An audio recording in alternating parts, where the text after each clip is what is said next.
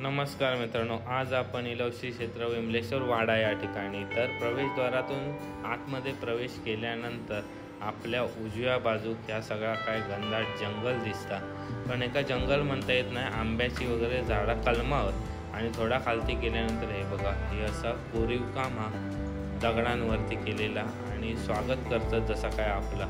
आणि ह्या असा विमलेश्वर मंदिर ह्या एक कातळात म्हणजे खडकात हा असं डोंगर टाईप आहे आणि त्याच्यात कोरलेला। आता आपण या बघूया वरून ह्या रस्त्याच्या बाजून आपल्या विमलेश्वर मंदिर असा दिसता।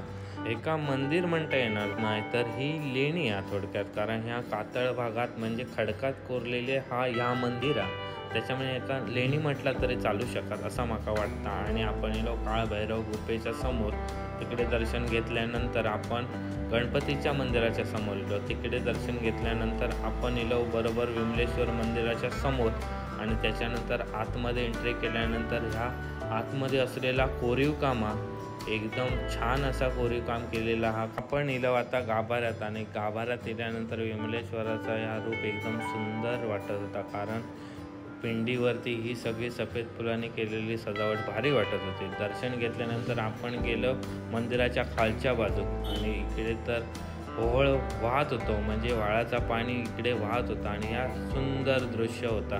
त्याच्यानंतर निघालो आपण परतीच्या प्रवासात।